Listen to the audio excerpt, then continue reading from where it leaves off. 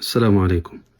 في الحقيقة ترددت كثيرا في تسجيل هذا المقطع وهممت به في بداية رمضان، لكن لم أعزم إلا اليوم، خاصة بعد أن مر قرابة الأسبوع من هذا الشهر المبارك.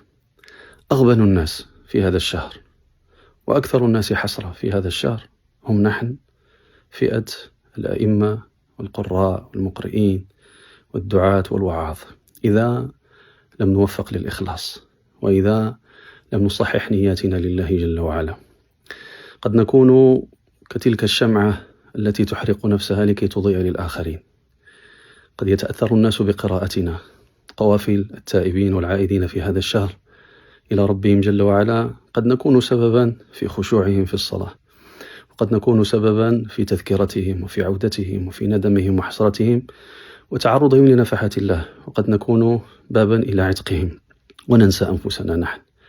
ولا ينالنا من كل هذا إلا الثناء على القراءة وعلى الصوت الجميل وعلى الانتقال في المقامات وعلى قوة الحفظ وعلى الثبات في المحراب وعلى الكلمات المؤثرة وعلى كثرة العلم وعلى السجع في الكلام ونحو ذلك. فليخف الواحد منا على نفسه، ليخف الواحد منا على نفسه أن لا يكون حظه من هذا الشهر إلا الجوع والعطش والسهر والتعب والنصب، وأن يكون سببا في نجاة الآخرين، وأن يبقى في الصف الأخير متخلفا. لنخف على أنفسنا ولنخف على نوايانا ولنخف على إخلاصنا. الإخلاص سر بين العبد وربه، هذا مما لا شك فيه، ولا يؤثر فيه إظهار العمل أو إخفاؤه، وإن كان إخفاؤه أسلم. قد يكون من يخفي عمله أكثر رياء ممن قد يظهره، وقد يكون من يظهر عمله أكثر إخلاصا ممن يخفيه. السر في قلوبنا، السر في دواخلنا وفي سرنا، وكل منا أعلم بسره. أنت أعلم بقلبك وأنا أعلم بقلبي.